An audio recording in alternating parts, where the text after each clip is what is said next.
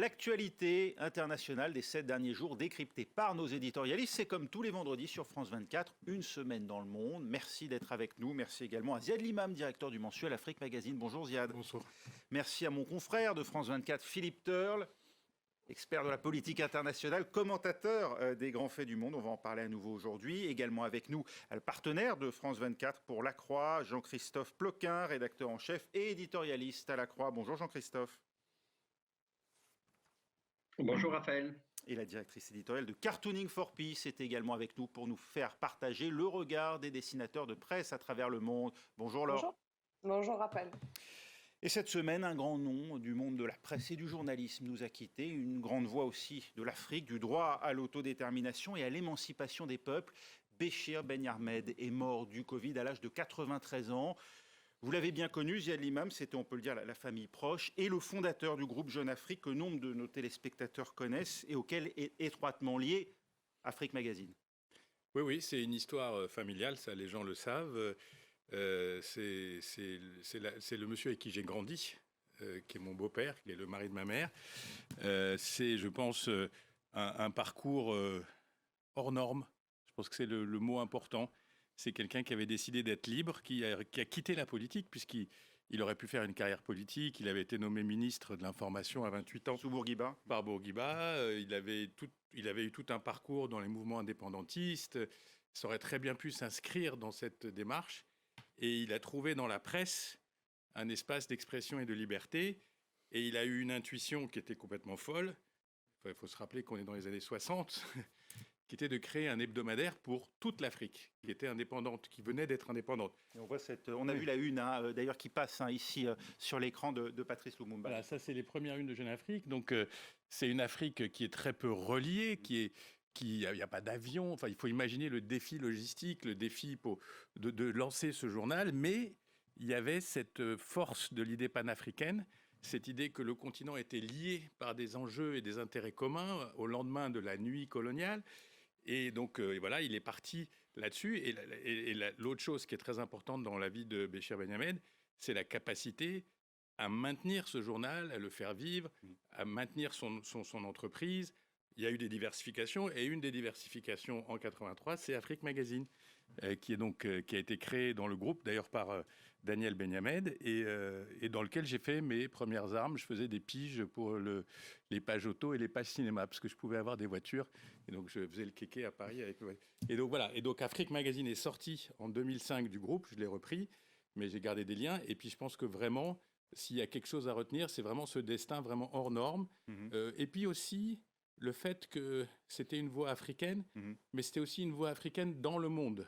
Et ça, je pense que c'est très important. C'est-à-dire qu'il pouvait parler de Chine, de démographie, des États-Unis, de la France, de l'Europe, en apportant ce regard qui était le sien, qui était celui d'un Africain né en Tunisie, avec cette culture panafricaine. Et donc, c'était ce regard très différent sur la marche du monde et en même temps très lucide. Et ça a généré des dizaines de milliers de lecteurs qui se sentaient ses amis et qui étaient proches de lui parce qu'ils se retrouvaient dans ce regard, dans cette analyse. Un observateur privilégié du continent africain pour avoir côtoyé un certain nombre de ses dirigeants, mais également de ses grands opposants, et également, vous l'avez dit, un passionné de l'actualité en général, puisqu'il lisait énormément, notamment la presse anglophone, mais il s'est intéressé aussi très près à la Chine.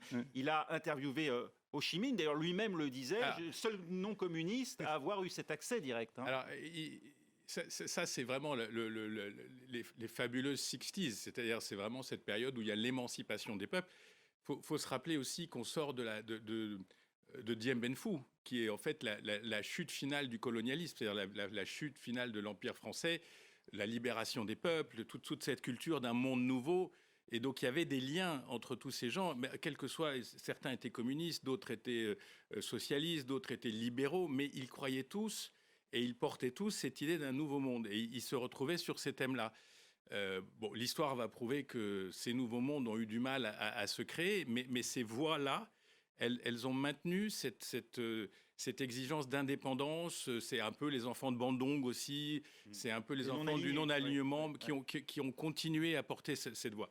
Alors sur la presse anglo-saxonne, Béchir pensait vraiment que c'était une presse d'une grande qualité. Il avait 2 titres fétiches qui étaient particulièrement The Economist et le Financial Times. Et il a essayé, avec le dernier projet de sa vie qui a duré quand même une dizaine d'années, 10-15 ans, qui était la Revue, il a essayé de créer un titre qui était c'est un espèce de New Yorker en français ou un The Economist peut-être un petit peu plus littéraire.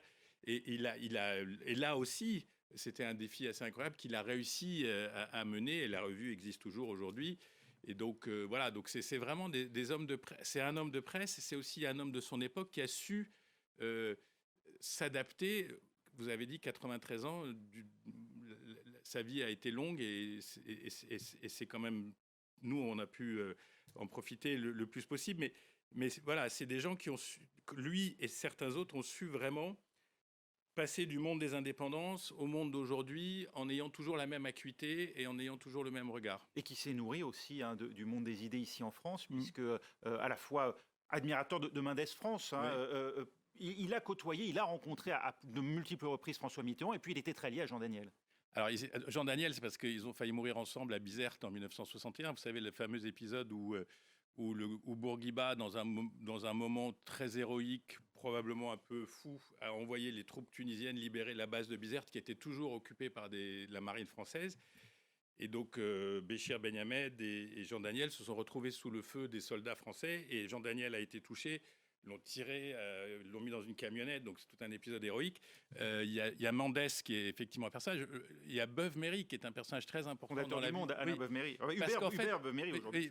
Hubert Beuve-Méry, parce qu'en fait, pour Béchir, l'idée c'était l'indépendance. Comment je reste indépendant? Et Beuve avait montré qu'on pouvait faire un quotidien en France qui devait effectivement gérer des pouvoirs, le gaullisme, hein, tout ça, mais qu'on pouvait faire un journal indépendant.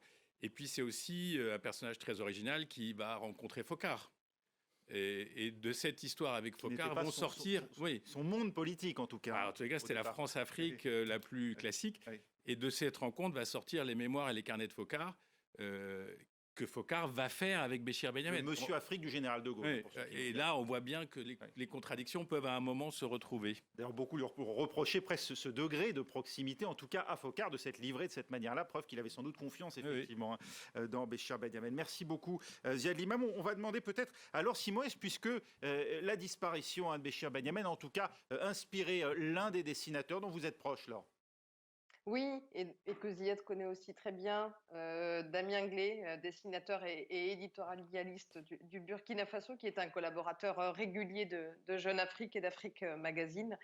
Je lui ai demandé son témoignage, j'espère qu'on voit le dessin à l'antenne, et puis il m'a raconté je cite une petite phrase directe dans le texte.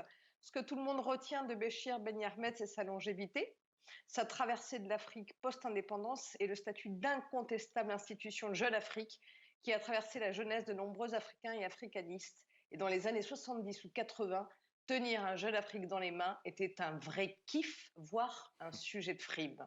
Voilà, petit témoignage un petit peu impertinent du dessinateur Damien Glé. Merci Laure et merci à Damien Glé au passage pour ce dessin.